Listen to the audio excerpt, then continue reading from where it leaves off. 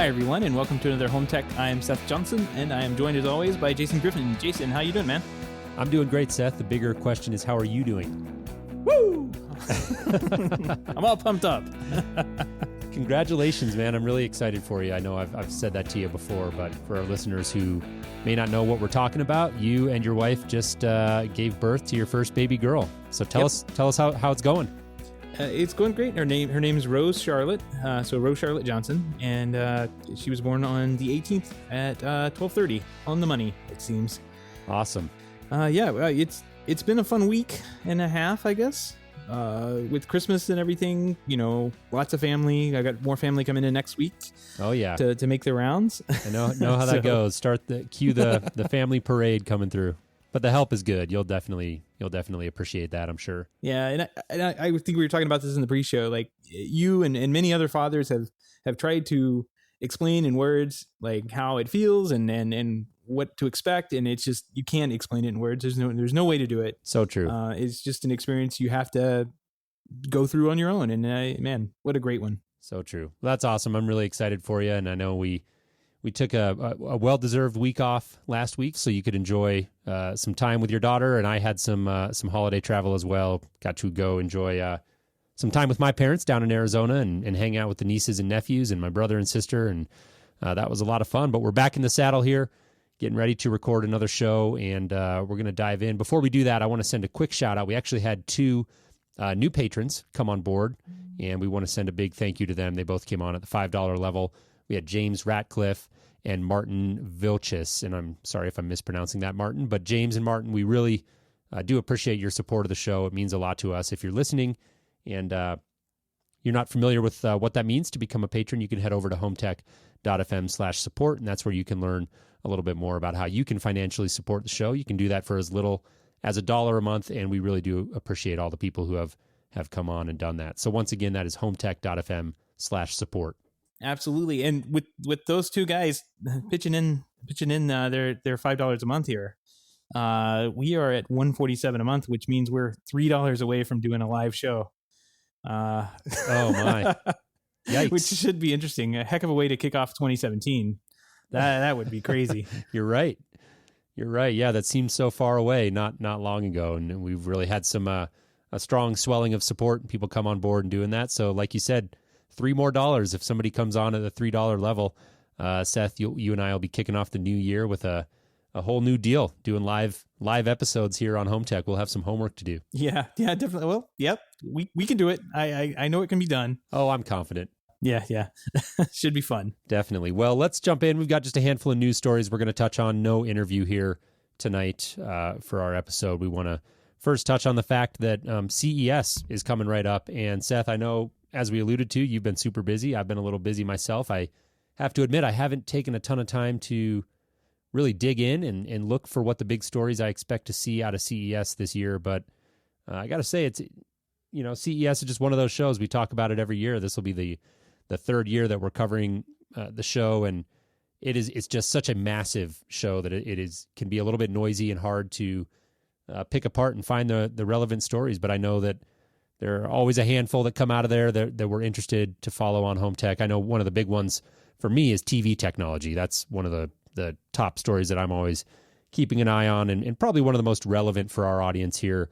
I would say most, if not all, of the TV manufacturers really kind of save their big releases and unveilings for CES. So I am excited to see what comes out of that. Yep, me too. I know that Sony just announced that they were going to be showing off an OLED TV. I don't know if they're going to be doing that at CES, but very interesting to see them moving that direction. Yeah. From the story that I read, and credit Julie Jacobson at CE Pro, she had an article, which is where I heard about this, but she linked to a Forbes article as well that had a little bit more information. And that article led me to believe that these may not show at CES, but who knows? I mean, Sony might surprise us.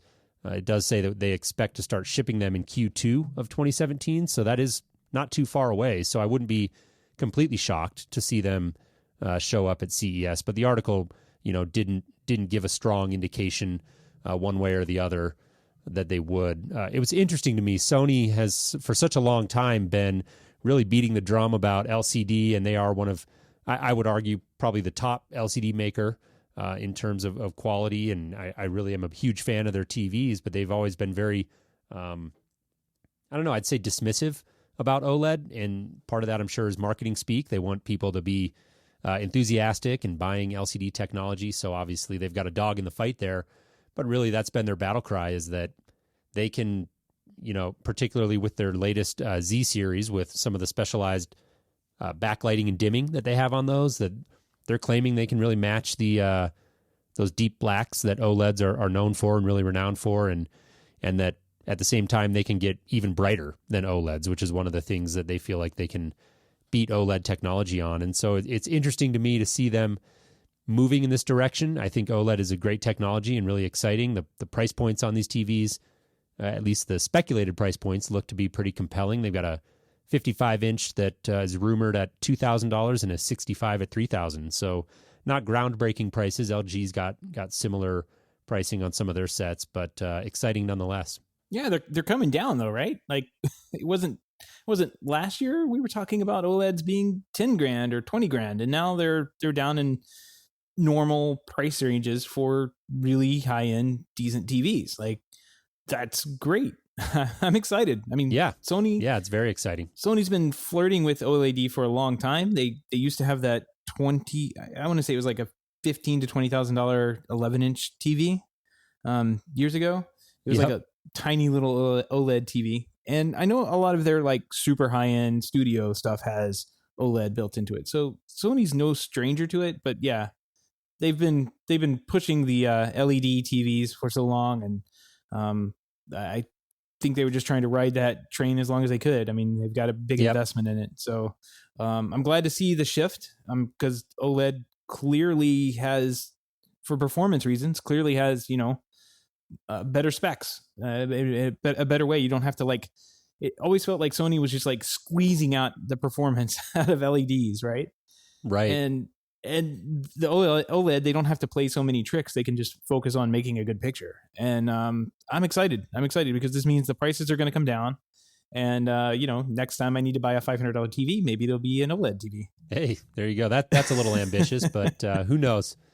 TVs are crazy like that. Yeah, well, I have LG TVs at my house, and evidently you can get some malware put on those if you're not paying attention. Yeah, that's right. That's another TV story here, not directly related to CES, but definitely interesting. We wanted to touch on that. Our good friend Bruno over in the Hub shared a link with us to a TV that had some Android software on it, and it was infected with malware.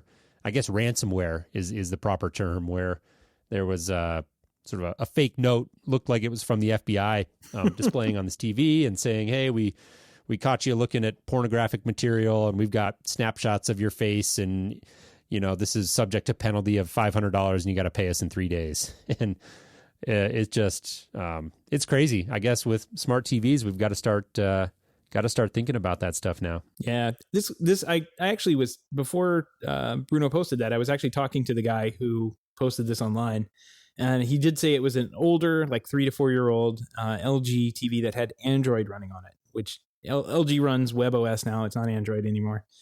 And I guess from the comments that he was leaving on Twitter, it seemed like maybe they had downloaded an app that had some malware in it, trying to get some free movies or something like that. And as soon as they started to use it, the malware kicked in.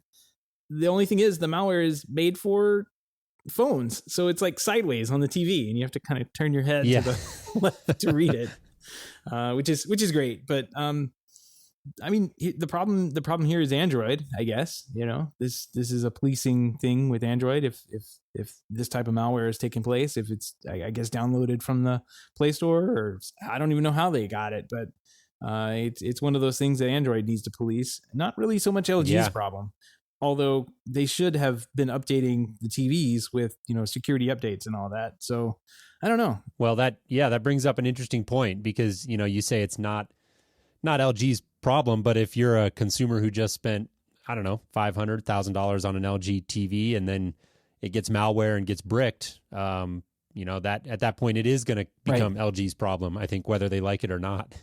But like you said, this is an older TV, so who knows? The funny part is LG was saying, "Oh yeah, we can come out and fix that for $340." So he's either got to figure out how to click that link on the page and pay $500 in Bitcoin to the author of the malware, or he's going to pay $340. The hackers just need to get their price point like a couple dollars below LG's repair cost, and then they'll be in business.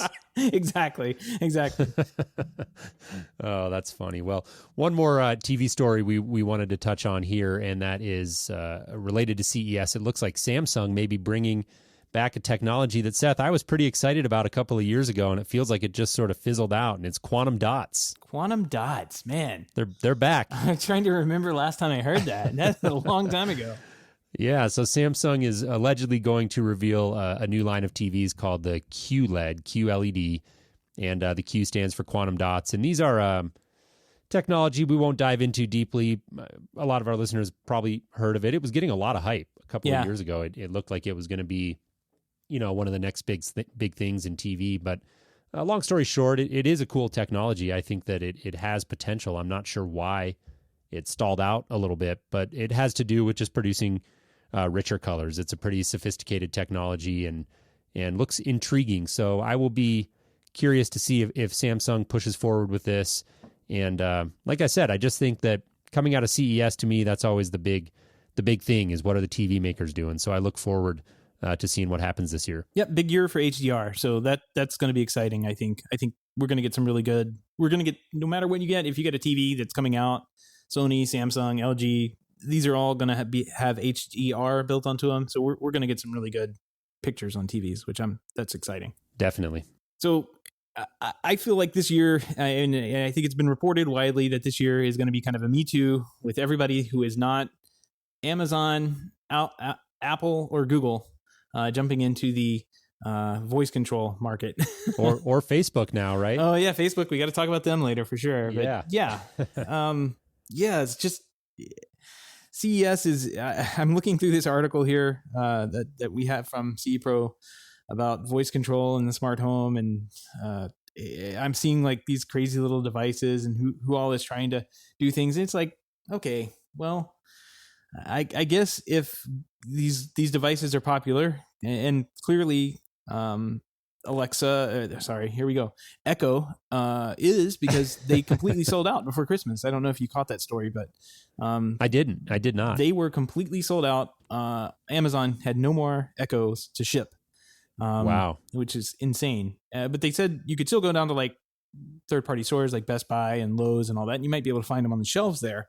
But they had no more to ship, which is crazy. That is crazy. Yeah. I have to say, I was struck this year going into the holiday season by the amount of marketing dollars I saw being pushed with Google Home and Amazon Echo, both advertising on TV at prime times too, not like off hours. They were really pushing it. And I also noticed, I thought it was interesting that we got a ton of packages shipped to our house from family and things like that from Amazon, and of course stuff that we ordered, and they all had like that blue Echo tape around it. So they were really small thing, right? I'm sure that didn't, in the grand scheme of things, cost them a lot to do that, but to me it was just emblematic of the push that they're putting behind Echo. It's a huge deal for them, you can tell, and so it'll be very interesting to see how this all shakes out in the year ahead. Yeah, it's front and center, and that's where they want it to be. I went and saw the Star Wars movie right before Rose was born, and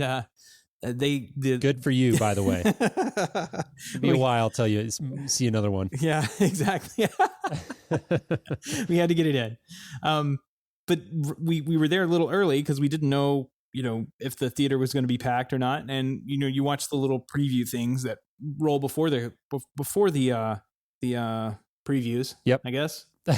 Yeah, they do the little commercials now before the. I know what you mean. Yeah, and a good solid 5 or 10 minutes was devoted to Google Home, and I was shocked. Like they had commercials, like the 2-minute commercial spots you'd see on TV, like you're talking about, but they also had like a good solid chunk like thrown in there of experience, and this is how you use Google Home. And I was kind of blown away. Like, hey, this is pretty cool. Like they are really getting out in front of people and making the case for Google Home. And as I was shopping and walking through Best Buy and that kind of thing, they had put some serious money into making sure it was featured prominently, on an end cap and with good packaging and everything. So I think Google's all in too. So I wouldn't count them completely out. They have a more robust ecosystem than Amazon is going to have. Definitely. I wouldn't count Google Home out at all. They're going to be a major player there. I don't think anybody's in doubt of that. I think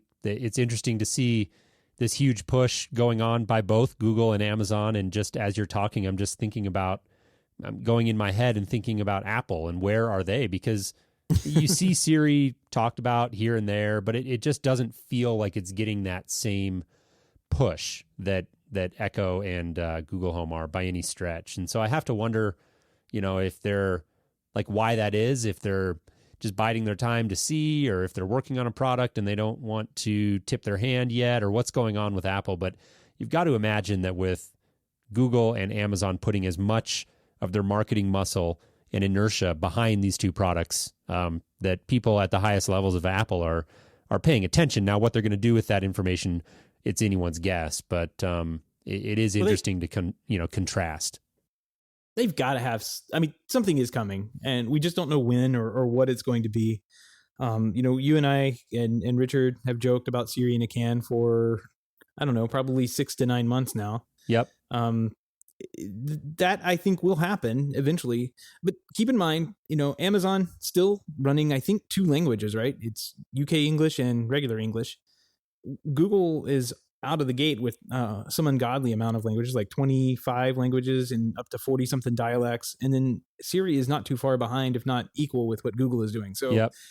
those 2 devices, when they ship, they can ship worldwide, and they can ship to more people than just speak English. So I think Amazon's running really short on time as to, how they can get in and get more things done, especially if they're not supporting more languages by this time next year. Well, that brings up an interesting point and segues in nicely into one of these other stories that we wanted to touch on, which is that the Wynn, Las Vegas, huge high-end hotel in Vegas, recently announced that they're going to equip all just under 5,000 hotel rooms with Amazon Echo. And at first, I kind of glossed over the story. It's not really home technology. It's a hotel. It's hospitality. But the more I dug into this story and thought about it, I just think there are some interesting angles to it. And we'll talk about a couple of those here, but I think one of them is what you just said, the limitation of Amazon Echo to only a couple of languages. I mean, Vegas is obviously an international tourist destination. And so you've got all kinds of people who are going to be staying there. And even if they do speak English, they may have thick accents that prevent the Echo from being able to accurately respond. And so right. I think that'll be a challenge. And I don't know how big of a deal this Wynn Las Vegas thing is to Amazon. I've got to imagine that it is a pretty big deal from a marketing and visibility standpoint. And so, I just wonder, I just, like you said, how long will it be until Echo at least starts to catch up on the language front? Yeah. And let's not even talk about the security of walking into a Las Vegas hotel and having every word you say recorded onto a server somewhere. What happens in Vegas, right? Gets recorded on a server. Exactly. Yeah, that's exactly what the slogan is. Oh, that's crazy. Mute those things, guys. Unplug them. Yep. Yeah, I don't know. 5,000 devices being sold doesn't seem like that big of a deal to Amazon, considering, I think they were estimating 5 million being sold. Yep. So that's a drop in the bucket in regards to sales. But yeah, definitely, more of a selling point for Wynn hotels, which I think it's pretty cool what they're doing. They're able to, control shades and that kind of thing. Shades and lighting, but maybe a little bit of a boost towards Amazon. I did see that the director, Charlie Kindle, was posting just this week on Twitter asking, hey, do you know anybody that does AV? We'd like to bring somebody on board that does AV integrations, knows about them. So Seth raises his hand. It seems like they're a little late to the game to me in what they're trying to do. I'm not fully on board with with Amazon being the leader at this point in time. I think they are still just struggling to get their feet underneath them and push the product. They got something that's stuck to the wall, but that doesn't mean that they're not going to get passed up by their competitors if they just don't have anything else to do. Yeah. It's only going to go so far with the limitations that they've gotten on the product right now. Right.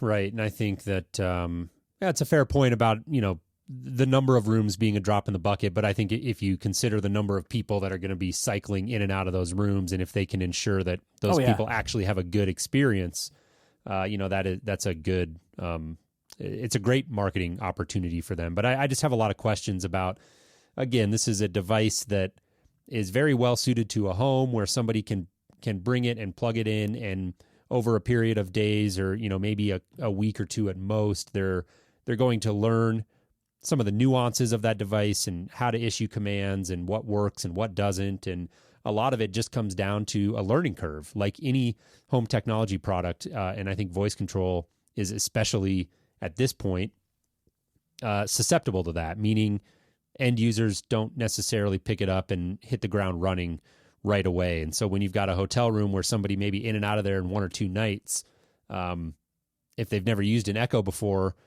like, are they really going to have a lot of enjoyable experience using it? I don't know. Maybe to play music and simple stuff like that.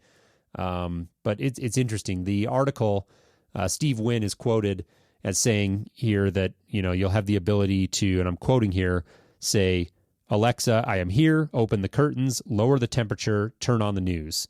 And I read that and I thought, you couldn't say that to Alexa. Nope. That would do nothing. You could say it to something like Josh AI, right? That's kind of what they're staking one of their flags on, is the fact that you can issue multiple commands and you can use more natural language. But Echo and Alexa, they're just not there yet. Yeah, I mean, I should walk in the other room and say, "Alexa, I am here," and see what she does.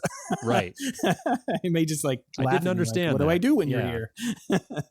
So there's the natural language thing. There's the language thing. I'm also curious. It does mention, there was one thing in that quote that jumped out at me: turn on the news. So it does appear that they are planning to do some sort of AV integration with TVs and cable boxes of some sort.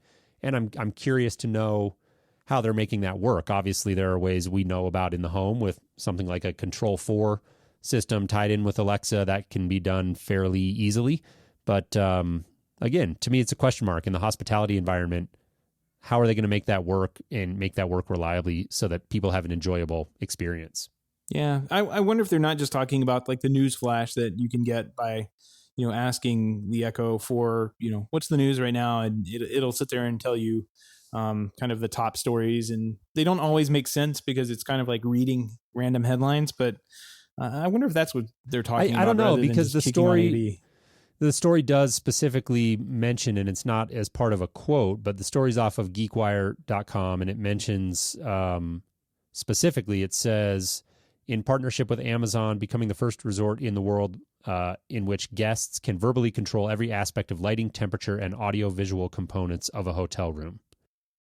Well, it'll be interesting. Let's have to see what they come up with. Maybe when I go to Vegas in 5 years, I'll see what these guys are up to. Realistic time frame. Yeah, I'm glad to hear you've got your expectations in line. CES 2022. Right. Oh man. Well, hopefully the Echoes will still be installed and working at that point in time. I'll be able to check out what they're doing. But speaking of voice control, the big news last week was this Facebook announcement from Mark Zuckerberg himself, talking about how he is building a system that he is calling fondly Jarvis, which is, of course, named after the computer from the Iron Man comic books and Avengers movies. Really interesting story. Even more interesting video, which was kind of like half marketing, half I don't know what. Morgan Freeman does the voiceover. It wasn't cheap to make that commercial. No, definitely not. That was interesting. You called my attention to that, and I had the same reaction as you did when you initially pointed it out to me. I watched it and I was just kind of like, what is this? Like, I understand what what Jarvis is and what he's doing, but I don't understand what the end game is for Facebook. And the video left me with more questions than answers, I would say. Yeah. He had a nice little write-up about what he was doing himself. And Mark is a geek. He's a tinkerer. He obviously sat in his dorm room and made Facebook. And, there's plenty of documentation on that and movies about how Facebook was made. So I'm not going to go into that, but for the past year, he's been challenging himself to write an AI for his house that can learn from his voice commands and control some of the things in his house, and maybe integrate in different ways that not exactly common from what you and I see on the professional side. He's written this program in PHP, but I can see why. Facebook is actually mostly written in some kind of PHP that they use. Python and Objective-C he wrote an iOS app that does the voice recognition and voice processing for that side. So he can talk into his iPhone into a specific app and it will issue the commands that way. One of the most interesting quotes I think that I saw in the article was this one, and I'm just going to read it. In some ways, this challenge was easier than I expected. And he goes on, but one aspect that was much more complicated than I expected was simply connecting and communicating with all the different systems in my home. Jason, we have an integrator. Yeah. You got to have some sort of sound effect for that quote. Yeah. Oh, I got new sound effects for Christmas this year. So yes, we'll be rolling those out in the weeks to come. It's a very, very thoughtful gift of your dad. I got to get a kick out of that. Yep, absolutely. Thanks, Dad. But yeah, that is, I think, a telling quote and something that anyone who has dabbled in any sort of smart home integration, whether it's a home technology professional like you, myself, or somebody who's dabbled in making a HomeKit product or any other works with Nest, you name it. This is a difficult landscape, and trying to get all of these components to talk to one another is very much an exercise in herding cats very often, and just trying to find where those little quirks are. And if you don't get things working 100%, it can really detract from the experience. So I think it's interesting to hear somebody like Mark Zuckerberg, like you said, who's got a very I would say outsider's perspective, presumably on the nuts and bolts of smart home integration, make that sort of comment. I agree with you that one jumped out at me as well.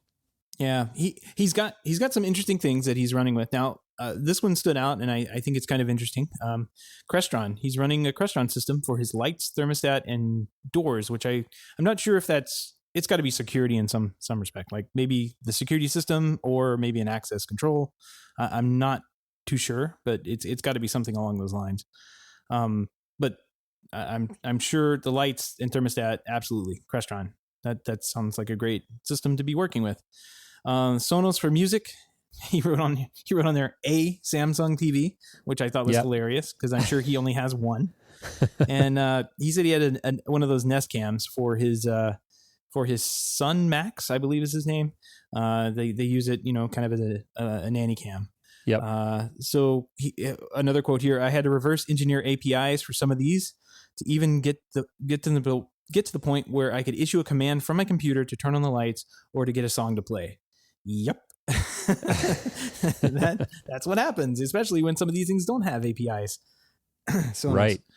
Well, I guess they have an official one now, but that's your Sonos dig for the week. Yeah. Well, it's they have the favorites API, which whatever. Don't forget recently played. Yeah. Favorites and recently played. Yay. He goes on to say that not everything is connected these days, and that was kind of a point of frustration for him. He had to rig up things with power, like smart power switches to turn them on. He gave one example of a toaster, and kind of the problem, he just wanted to toast a piece of bread, I guess, and kick it on to toast at some point. And he had to find some toaster from the 1950s for it to work correctly. So because of all the safety things that are on toasters. Talk about first world problems, right? Yeah, exactly. To toast some toast. What do you do? Well, so let's talk about some of the key components of this voice control. He posted, we're not going to go into this because everybody at this point has to know what voice control is. But it's one of the big pieces of the system that everybody likes to talk about because it's, speaking to a computer that can speak back in Morgan Freeman's voice. He had similar thoughts in his post about controlling music that Alex over at Josh AI has talked to us about. Like, how do you separate, songs that are called something that don't even sound like songs? Like song titles are very strange, and how do you pull those out? So he had some interesting thoughts about that kind of mirrored what Alex was saying about the struggles that Josh AI has gone through and right. Mastered or attempted to master it. I'm not sure, but stuff that they're working on. So I thought that was interesting. One cool aspect: vision and face recognition. Cool. This is a really cool feature. I wrote a little bullet point. Cool feature, because you don't see this every day. He installed cameras, and I put that in quotation marks because it means he didn't use the Nest Cam he had, because there's no API for that either. Right. So he said there were multiple cameras that he put in. I can't imagine how ugly that has to look at your front door, but he said that was required to get a bunch of angles for the facial recognition. You can't pick up, who the person is from the back of their head.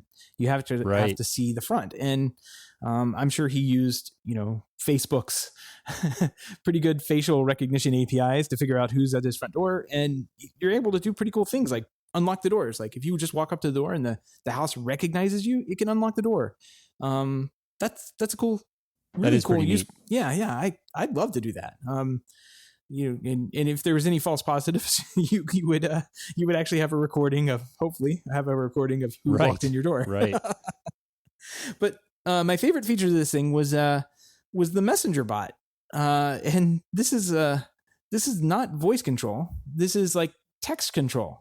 So we all have messengers, like either we use messages or heck, a lot of people do use Facebook Messenger, and Facebook has opened that up to where you can program chat bots inside of it.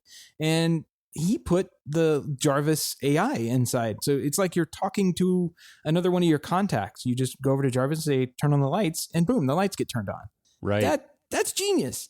I think that is pretty cool. I do like that. I think there are a lot of applications where, we're generally speaking, people are so used to texting now. We're so accustomed to that. It's such a big part of our the way most of us communicate. I know my wife and I text with each other a lot, and I just think about that is a convenience thing. And in some applications, it might be better for me than voice. Let's say I'm laying in bed, for instance, and I just want to text my house to turn off the lights, and I don't want to use my voice because my wife is asleep next to me or the kids are asleep or who knows. That's just right off the top of my head. But I think the point is that, texting is a great way to communicate. I do it all the time. And if I could just text with my home the way I do with, a friend to say, hey, I'm on my way home, and warm up the house and preheat the oven, right? I think that would be actually a really a neat way to do it. And I assume it would probably be a little bit easier to implement from a programming side as well. Yeah. I mean, voice is tricky. We talked about, Alexa only knowing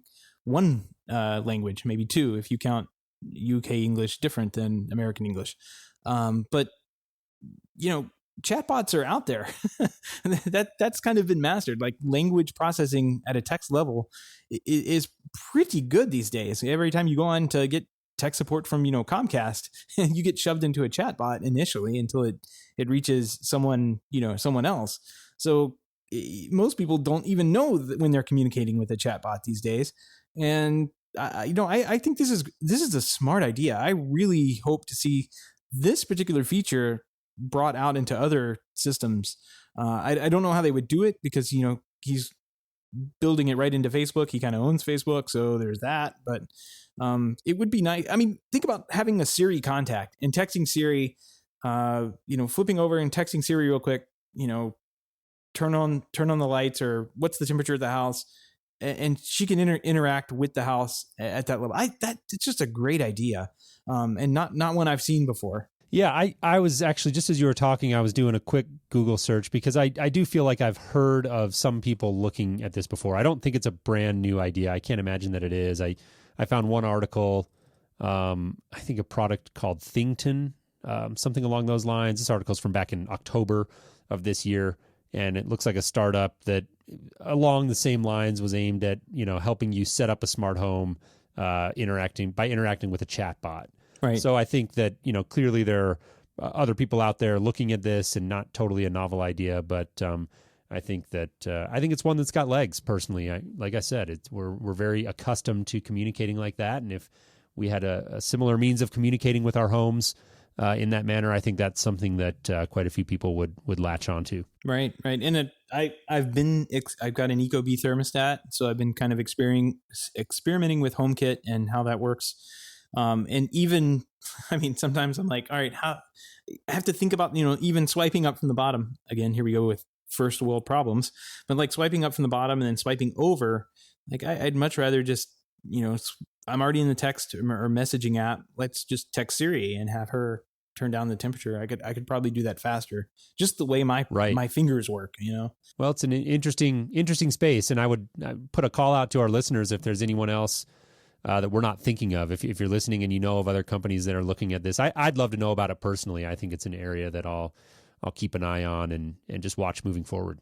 Chatbots, who knew, man? That's a really cool one. That's it. Yep, exactly. Well, and so where does this go? I think we talked about this, at the top, but like, this is so weird. It is. He put out a call to action on the corny video that's kind of like got some hokey use cases, like the t-shirt launcher thing. But like, he definitely pulled a call to action and said, hey, if you have any ideas what you want this system to do, let us know in the comments. Right. And like, I can't imagine that, I know that Mark Zuckerberg did not make this video himself and call his buddy up, Morgan Freeman, to do the voiceover. Like, this was straight up Facebook marketing that did this. And this is a big project that Facebook has going on. Like, this is more than Mark at this point working on his house. Right. So I'm curious to see where this goes, and what it ends up being. He kind of alludes to opening up open source code at the bottom, but he said it's too tightly integrated with his own house and his own system, so it doesn't make sense. I'm wondering if this is, become some kind of works with Facebook platform that we're going to see come up in 2017. Yeah, I can't imagine that it's just going to be a project that he tinkers with and gets to a certain point and then it goes away. Clearly, I think there's a bigger end game here. And as anything with Facebook, it's going to come down to, how can they monetize the data? And I'm not one who gets particularly bent out of shape about that. I know a lot of people have valid concerns about these companies entering the home and how we're, getting these products or platforms for free or for very inexpensive, because they're basically subsidizing that cost by, taking our data and reselling it. And I understand there are concerns there. I don't personally worry about them too much. So I think that clearly there is some interest on the part of Facebook in getting into the smart home in some manner. It would be pure speculation for me to guess on what that's going to be. But obviously with the amount of publicity and, like you said, the amount of resources, that video that they made could not have been cheap to make it. And so I don't think that was them just showing off. I think there is something brewing, and it'll be really fascinating, in my opinion, to see what sort of angle Facebook comes at the smart home from. Yeah. Well, the hub bell will be waiting right here. That's right. Awesome. Well, let's wrap it up, Seth. We'll let you get back to your family and go enjoy some time. I want to send a quick thank you out to everybody who's listening. We really appreciate you tuning in. And once again, if you're interested in supporting the show, we would love for you to take a minute to go over to HomeTech.fm/support and check that out. You can learn how you can become a patron of the show for as little as $1 a month. So we'd really appreciate that. Absolutely. Thanks to our patrons, and thanks to everybody who listens and leaves a review on iTunes. It really helps people find the show and figure out, what we're talking about, or hopefully helps them figure out what we're talking about every week in the home automation space. So with that, Jason, I guess I'll talk to you next week. All right. Sounds good, Seth. Take care.